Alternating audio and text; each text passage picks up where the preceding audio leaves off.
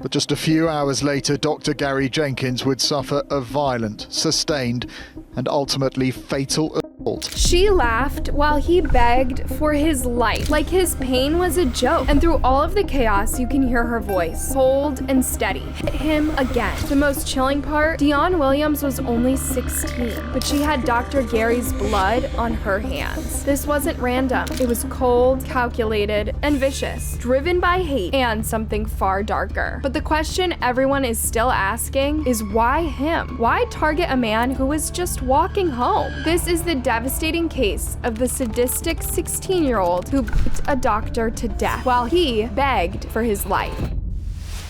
When Dr. Gary Jenkins stepped into Butte Park just after 1 a.m. on July 20th, 2021, he had no reason to think anything was wrong. His day had been normal, uneventful. He had eaten at a few restaurants in Cardiff Canton area, grabbed a quiet drink at Sophia Gardens, and was caught on surveillance footage paying his bill, walking out alone, a little unsteady on his feet, but still very much in control. Nothing about him suggested vulnerability or danger. He was just taking the long way home through a park he probably knew well, the kind of route you choose when you need a bit of air and stillness before the day ends. But what started as a quiet walk was about to spiral into something unthinkable. Just minutes into the park, he was approached by 3 strangers. And the most unexpected part, one of them was a 16-year-old girl. It's hard to imagine what Gary must have been thinking in that moment. A young girl, 2 slightly older guys. They didn't come at him yelling or waving weapons. They just walked right up casually. He might have felt uneasy, maybe a little cautious, but there was no reason to expect what came next. Then the girl said, "Money, now." Gary didn't want any problems, so he quickly took out his wallet and gave it to them. But that wasn't enough, so he gave them his phone and anything they might want. He thought that would be the end of it, that they'd take what they needed and move on. But they didn't, because this wasn't about robbing him. It was about destroying him. And what happened next was something out of the worst nightmare. Out of nowhere, the 3 pounced on him and began to assault him.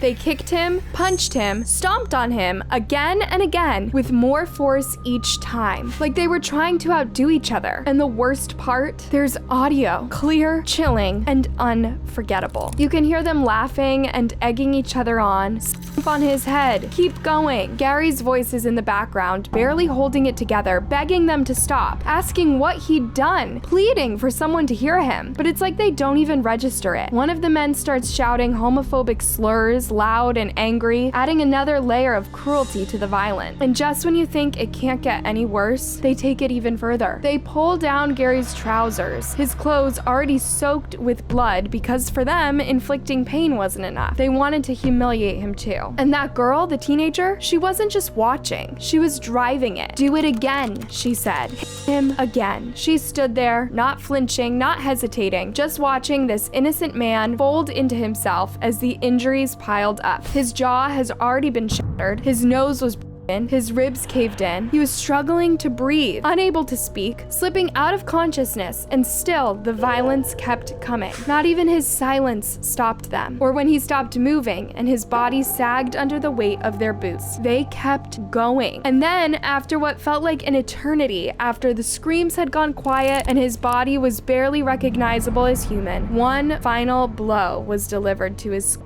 But here is where this goes beyond senseless violence to straight up sadistic. As the dust settled, the 3 were seen on surveillance footage, hugging and celebrating. And then the girl leaned in, kissed one of the men, and said the words that would haunt everyone who heard them in court. "I needed that." But what they didn't realize was that someone else had seen it. Someone else had walked in that park too. And in that moment, he tried to do the one thing no one else did. And it almost cost him his life. Lois Williams wasn't expecting to witness something so awful. He was walking through Butte Park late that night when he saw a man lying on the ground with 3 people attacking him and pulling at his bag. It was clear right away that this wasn't just a fight, this was something much worse. Lois ran toward them, hoping to stop it. He tried to pull them off the man, but they didn't stop. He later told the police that the group was loud, aggressive, and laughing. He said they seemed like they were encouraging each other, getting more violent with every second. Not out of anger, anger, but for fun. Then when he grabbed the girl to try to stop her, she screamed at him, "Get off of me. You can't touch me. I'm a girl." There was no fear in her voice. She didn't seem scared or sorry, just angry that someone had interrupted her. Still, Lois didn't walk away. He did something few people do. He laid his own body across Gary's, hoping to shield him. But the attackers started him too. And in that moment, he realized something terrifying. If he didn't leave now, he might not survive either. That's when he stepped back and called 999. But by the time help arrived, it was already too late. Gary was still alive, but barely. He was unconscious, unresponsive, and had taken far too many blows. The paramedics rushed him to the University Hospital of Wales and did everything they could to keep him alive. He was placed in intensive care, and for the next 16 days, his family sat by his side, waiting, hoping, and praying he would open his eyes. But sadly, Gary never did. The injuries were just too much. And when the autopsy results came in, they only confirmed what everyone feared. Gary had suffered blunt force trauma to the head, a brain bleed. The damage to his brain was massive. There was no way to save him. News of his death sent shockwaves across Cardiff, because this wasn't just a name in the headlines. This was Dr. Gary Jenkins, a father of two, a psychiatrist, and a man who had spent his entire life helping others navigate grief, trauma, and mental illness. He was gentle, thoughtful, the kind of person who made others feel safe just by being in the room. His ex-wife later wrote, "Gary was such a kind soul who would never hurt anyone. He was generous, creative, and full of good intentions. One of the kindest and most compassionate doctors you could ever meet." So nothing about this made sense. If this was a robbery, why hadn't they left when he gave them everything? Why keep attacking? Why go so far? People were desperate for answers, but when the first details began to emerge, the questions only multiplied, because what police uncovered next wasn't just shocking, it was chilling.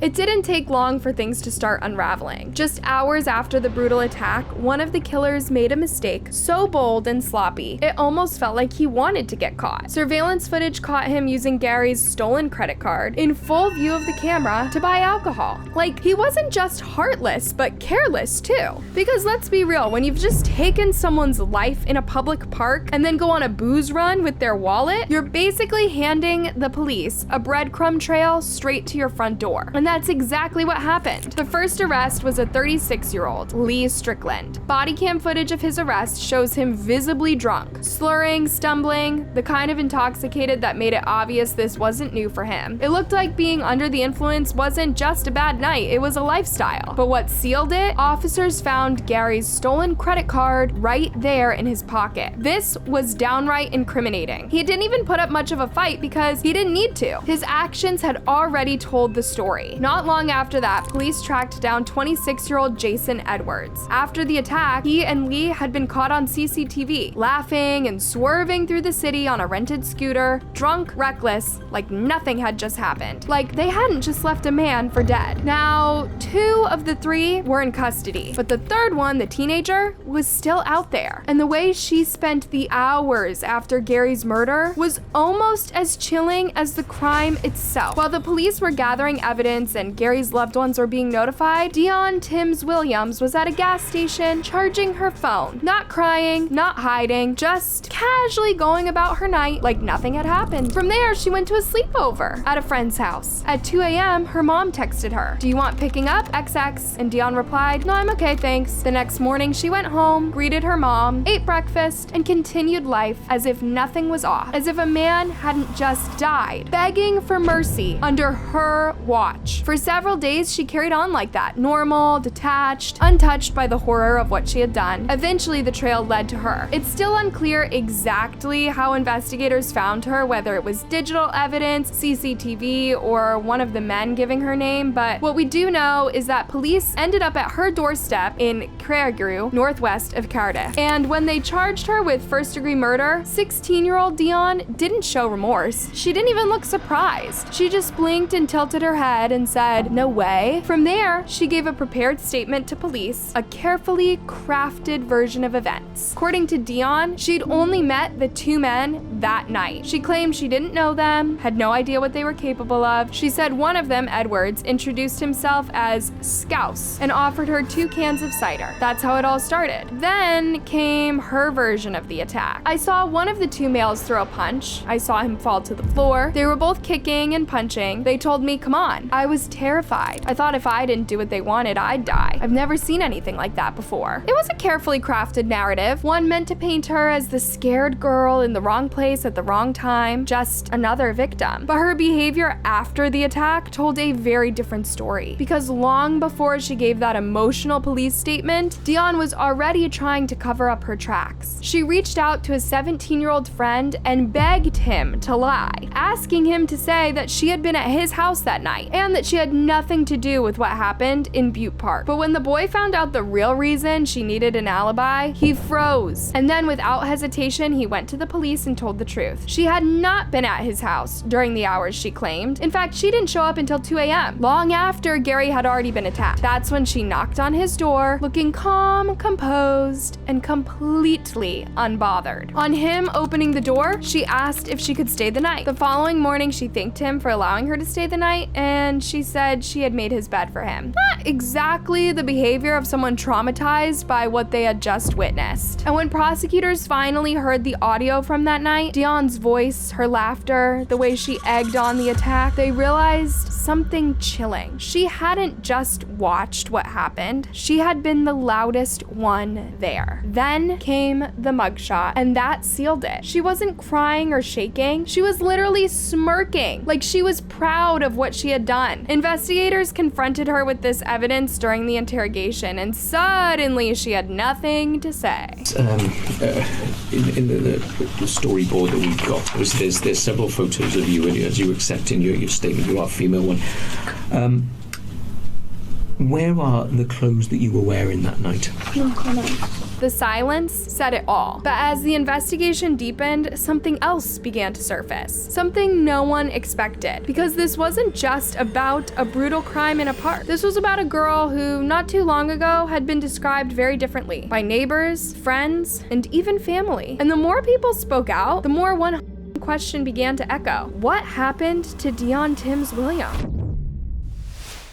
Dion wasn't always like this, at least not according to the people who used to know her. In the days after her arrest, as news spread and her name hit headlines, something unexpected happened. Neighbors, old friends, and community members came forward with stories, not about a violent, hateful teenager, but about a quiet little girl with a soft voice and a big heart. Dion Timms Williams had grown up in Cardiff with 2 loving parents. She was a self-declared daddy's girl and wasn't shy about it. She adored her father and wanted to be just like him, a mechanic. She would spend hours in the garage with him, learning about engines and tinkering with tools. One of her former neighbors recalled, "Believe it or not, Dion was a lovely girl. She was very quiet, but she was always friendly and polite." Words like sweet, polite, well-mannered came up again and again. But something shifted, and people noticed. A year or 2 before the attack, her parents split up. And while breakups are painful for any child, those close to Dion said this one hit especially hard. That's when the version of Dion people knew began to disappear. She started to hang around kids that were up to no good and began drinking and smoking,